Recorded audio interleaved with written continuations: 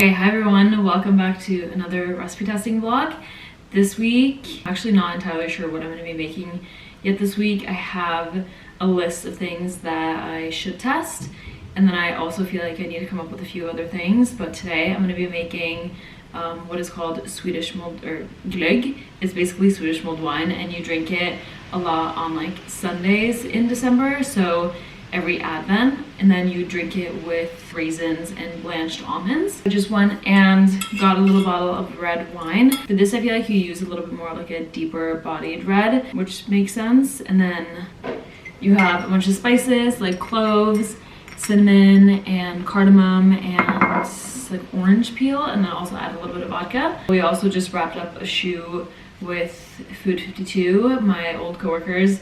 They came over and we shot a video here, which was actually so fun. It was just so nice to like catch up and work with people again, and work with people that I've also worked with before. So that video will probably come out in maybe a month or so. And then for the rest of the week, I think because it's 3:30 now, I'm only gonna have time to do one thing today.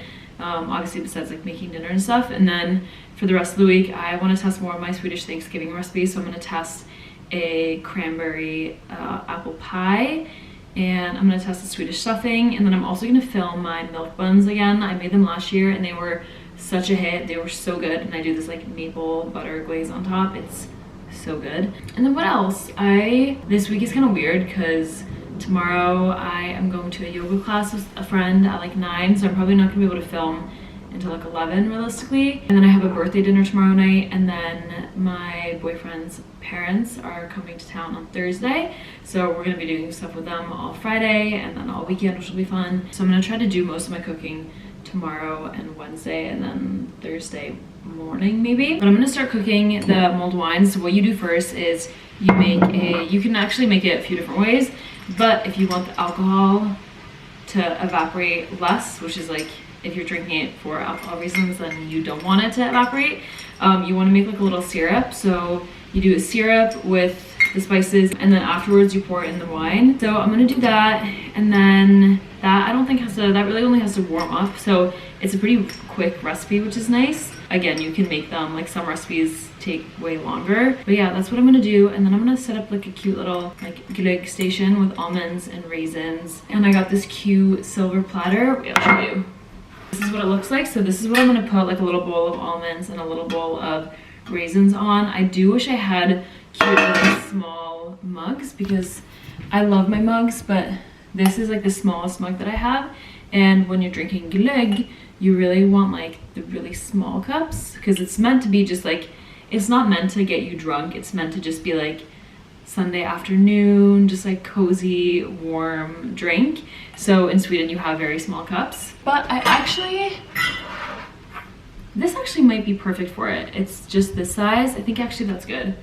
It's actually an espresso mug, but I think that on here with like one of these bowls, that looks really cute. So I'm gonna do that. I haven't had glögg in so long, so I'm excited to have a little bit. And then I think I'm just gonna, usually I wish I had like a pretty, oh, you know what? You know what I actually might do? One sec.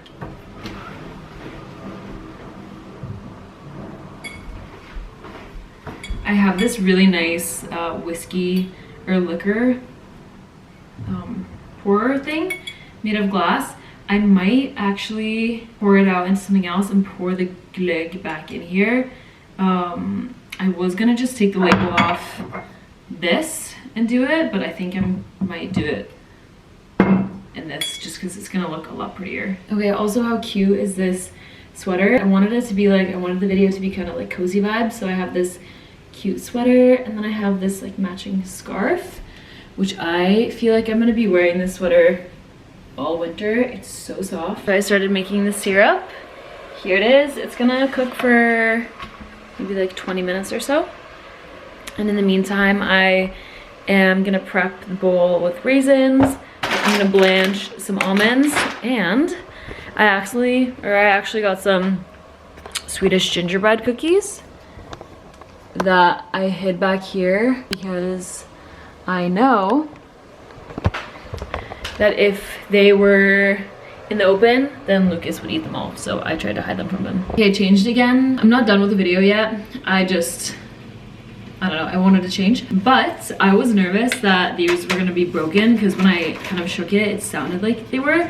But there's actually so many whole ones, and if you haven't had Swedish gingerbread cookies, they are 100 times better than American ones.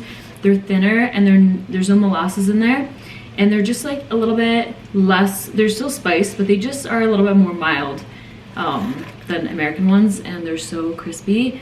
And I'm definitely gonna do a recipe on them this Christmas. I didn't make a recipe last Christmas. I do have a family recipe, but I'm not allowed to share it, my mom said, and my grandma also said I couldn't. So I don't want to develop my own one because there's so many amazing ones. So I think I'm just gonna repost one from one of my favorite Swedish cookbooks instead, but they are so good. Here is the finished glögg. I decided to wait to strain these pieces out because even if you take these out first, there's still so much like good sugary goodness in them. So I wanted the wine to soak up all the flavoring. And now I think what I'm gonna do is, because I want to transfer it to this, I am gonna pour it into this first and strain it.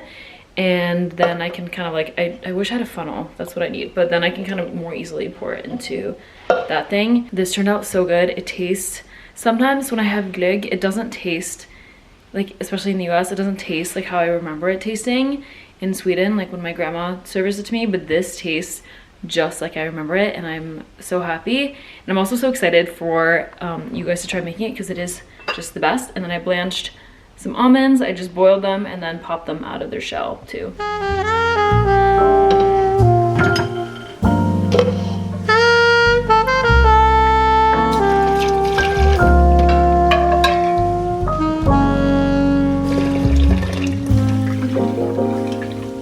I definitely made a bit of a mess making this, so if you do have a funnel, I would definitely recommend using that instead of what I did. Here is my final little glögg tray with the gingerbread cookies, my little espresso cups, and the almonds and the raisins. Made myself a little cup with my little matching scarf on. Do a little show.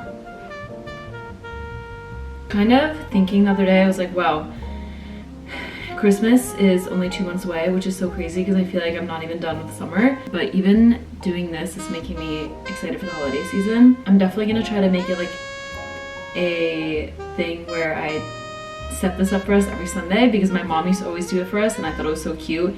And I do want to start implementing little traditions like that and like Lucas and I's lifestyle, so I definitely will be making a lot of glögg this winter. So I actually just started baking. It's like 1:30, which I kind of got a late start to the day because I went to yoga class with a friend, which was so nice. I haven't gone to hot yoga in like a year. And then we got coffee, and then I did some emails and edited some videos and stuff like that. I'm making 2 things today. I'm making my Thanksgiving milk buns. I'm not changing anything with the recipe because it is so good. I just want to repost it because it did really well last year and I wanted to do well again this year. They're also really easy to make. Really, all you have to do is make a dough. So I actually just finished kneading it, and the key with milk bread, or really any bread that you want to be really soft, but especially milk bread, is you make a tangzong, which is kind of heating up some of the milk and some of the flour into like a thick paste, and then you add it to the rest of the ingredients. You want milk buns to be super, super soft, so you have to knead them until you can stretch it really thinly. That one didn't work, it was too small. Let's see if I can get another piece. I already like played with this a little bit, so it's kind of tightening up a little bit, but you get the idea. Maybe this one. There we go, kind of. So now I'm gonna let this proof for a little bit, and in the meantime, I'm actually gonna make a pie dough for tomorrow because I don't have time to fully bake the pie today because it's gonna get dark in a few hours. But I want to just prep the pie dough so I have it for tomorrow so I can just wake up and bake the pie. It is the flakiest pie crust ever, and it's on Substack already, so if you need a really easy and really, really solid pie crust, then it's on my Substack. I'll also link it in the description below. But I'm gonna make that, and then I'm gonna roll out the buns And then I'm gonna bake them and then make the maple glaze. Not a lot of testing today. It's mainly making things that I've already developed in the past, but it's gonna be really good. And not that you need this, because you can literally just put the dough to proof anywhere in your kitchen that's warmer, but I have a proof setting on my oven, which is so nice. Another thing you can do if you don't have that, or if your kitchen is cold, is you can preheat the oven to 200 degrees and then turn it off, and then you can pop the dough in there after, let it come to like 150 or so, or you can just proof it with the oven light on too. That's also a hack. That doesn't really create like a ton of heat, but like just enough. So now I'm just grating the butter into the flour. I mentioned this in the vlog that I make, but preferably you'd use the large holes of a box grater, because then you get slightly bigger pieces of butter. So this is gonna be pretty, maybe like a little bit too fine. So if you have a box grater, definitely use the big holes. I just put the pie crust in the freezer, and the thing with this pie crust is basically like, I did not invent this technique. Obviously, it's basically like a rough puff. So you put it in the freezer, take it out, and then cut it into quarters, and then stack them, and then roll it out, and then freeze again, and then it's ready to use. And this just creates like a lot of different butter layers and lead to the really kind of flaky, crispy crust. So that's gonna be in there for about 30 minutes. At that point, actually the dough will be done rising in like 15 minutes. So yeah, I'm excited to get started on those. And then later, I think I'm gonna bring them over to the girls' apartment that I did yoga with, because we were talking about baked goods and stuff like that. I'll definitely say one for Lucas, because they are so good. I don't want to give them all away, but I think maybe like half. I'm about to start making the milk buns, or rolling them. Probably could have added a little bit more flour, honestly, because it's a little bit tackier than it usually is, but that just means they're probably gonna be even softer. For milk buns, you basically roll it out like this into like a long strip, and then you fold it in thirds, flip it over, roll it again.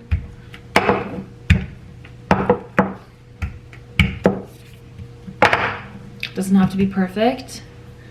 And then you roll it up like this, and then you shape it into a ball. And the easiest way to do that is to just kind of drag it along the counter like this.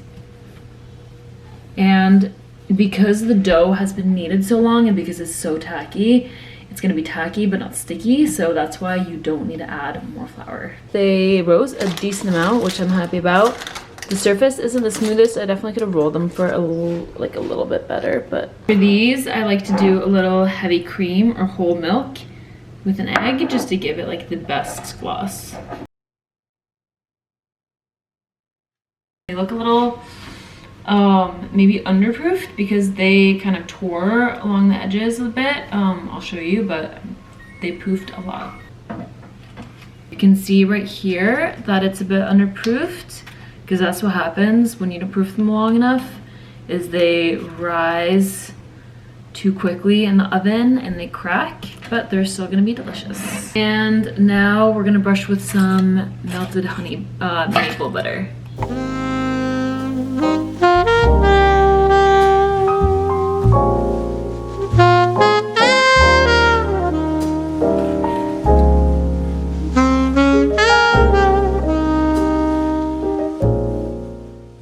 Okay, these are just as insane as I remember them being. They are so soft. So it's been a little bit of a chaotic start to the day, I'm not gonna lie. I went out with some friends last night for one of my friend's birthdays, and I didn't drink anything, but we stayed up until we were there until midnight, and then I think I stayed up until like 1 or so. And so I just was really tired this morning, and as much as I love shopping on Instacart and having groceries delivered to me, I do that many times a week because it just saves me a lot of time. And I don't mind walking to the store if I only need a few things, but it's really hard if you are doing a big shop. So this morning I decided that I would drive to Whole Foods and do a really big shop, and I got a ton of stuff. I also spent a ton of time this morning just like planning out more recipes, because that has been kind of stressing me out a little bit. and not just planning them but actually writing them out so that I have like more of a game plan going into the recipe. So I drove to Whole Foods, and it always takes so long to drive there because there's always traffic in Brooklyn, but it was really nice to actually just walk around and not be thinking about like, oh, I can't take this, I can't buy this gallon of milk because I don't want to walk home with it, and I could just stuff everything in the car. And now I'm testing a stuffing recipe. I can't remember if I mentioned it earlier in this video, but it's gonna have mushrooms. Obviously, because it's a Swedish inspired stuffing, I would prefer it to have chanterelles, or how do you say in English, kantareller, those types of mussels, those types of mushrooms. But this was the best I could find, and it looks like a really good mix. It's shiitakes, trumpet mushrooms, and then something else. I have to look on the box again. And then I'm gonna do a bunch of sourdough bread and leeks, and then I have a mix of kind of like Nordic herbs. So usually I would use like tarragon and thyme and usually I would use sage, parsley, thyme, and what's the other one? I can't remember what the other one is. But for this, I'm using tarragon, thyme, dill, and parsley. And we'll see. I think it's gonna turn out really good, but I'm excited to actually try it. And I did get ingredients to make a Swedish beef stew today. It's called a kalops. It's pretty similar to like an American beef stew, just a little bit different in terms of what spices you add. And I was gonna make that for dinner, but we'll see. I have to get this done soon because I got a bunch of emails I feel like I need to respond to quickly, so I'm gonna try to get this in the oven quickly, do the emails, add a recipe to the site for the olive oil pear galette that I made last week, and then hopefully I'll get started on the stew afterwards. I really want to have time to go to a workout after work today, and Lucas's parents are coming tomorrow, so we have to deep clean the apartment. And I also just have to like clean out the fridge, and that's always a whole thing. So hopefully I end up having time with everything as long as I get the stuffing in, and as long as I can edit and post and do the stuff I need to do admin wise, then I should be okay. One thing too is I'm always shook at how much butter and fat I call for in my stuffing. It's pretty common. In the recipe I call for 2 sticks of butter. Today, for this stuffing in particular, I'm gonna do 1 stick of butter and then half a cup of olive oil too, but you can do whatever you wanna do at home too. Okay, that was so silly of me. Obviously you should brown the mushrooms so they create more of like a Maillard reaction, but I ended up just like adding the butter and the olive oil immediately, and then was gonna go to saute leek in the celery. Thank God I didn't add it all, because then I remembered, okay, I have to brown the mushrooms first. So I poured the melted olive oil and the butter back into this thing. So we're gonna fake it in the video, and you won't be able to tell that I forgot to do this step first.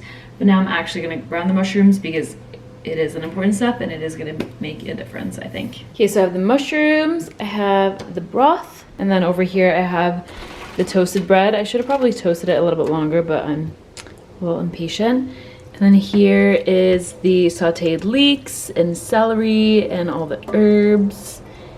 And now we're gonna just put it together.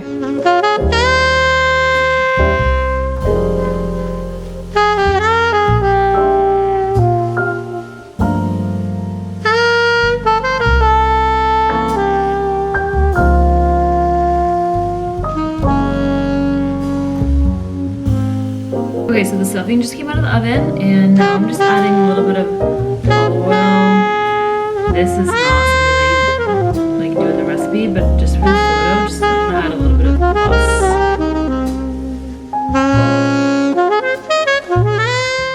Yesterday I was gonna make a stew, but I just did not have it in me, and it was already like 3 o'clock, and I just could not think about chopping more vegetables, if I'm being honest, and I just felt like I had a lot of other stuff I need to catch up on. But today we are working on a pie, or a tart actually.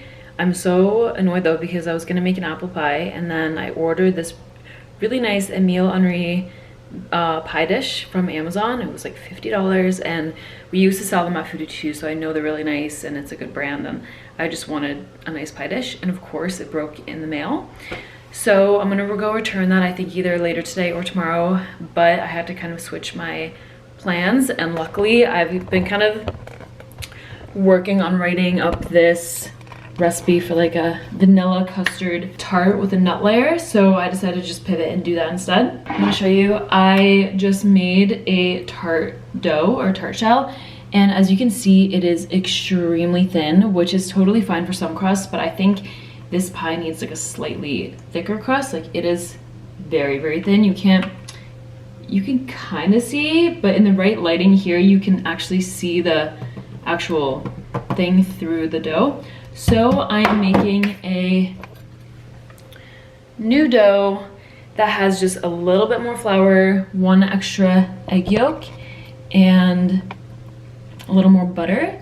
So it's gonna end up being a bit thicker, which is good. This one I think also lacked a little bit of moisture, so I think this is gonna be good. And then I'm gonna fill it with vanilla custard, and then I'm gonna do like a caramelized nut layer on top. It's gonna be also for my Swedish Thanksgiving recipe series, and it's inspired by a koala pie and a toskakaka. So, which is basically, koala pie is a caramel pie pretty much, and then toskakaka is basically like a vanilla cake with caramelized nuts on top, and I think it's gonna be really good. Hopefully it will just turn out really great the first time, so I don't have to make it again, because really the main part I was concerned about is this crust. So we'll see. Here's the first one, and here's the second one. I'm actually still gonna bake this, or I'm gonna save this one because I might want to use this for something else. Okay, so here's the pie crust. I probably could have baked it for a tad longer. And then here is the custard that I'm making. So this custard has 3 whole eggs in it, which means it's hopefully gonna set up really well. I wanted to originally do 2 eggs and then 2 yolks, but the crust already contains 2 yolks. So I feel like it would be annoying if it was like 2 yolks in the crust, that are like reuse the whites for something else, and then use 2 yolks in the custard too. So instead of doing 2 eggs and then 2 yolks in the custard, I did 3 whole eggs. So hopefully it also won't be too much in the tart shell, because I want to make sure that there's enough room to add the like caramelized nut layer. I might reduce the milk a little bit in the recipe, but I think there should be enough room to have just like a thin nut layer. So what I'm now realizing is that you should not poke holes in the bottom of the tart pan, because the custard will seep through, especially since it's not cooked or not thick yet. Didn't really think that through earlier, so I'm gonna note that in the recipe too. I added the nut layer and baked, and it looks so good. I was a little nervous about how it was gonna turn out there for a second, but I'm gonna show you.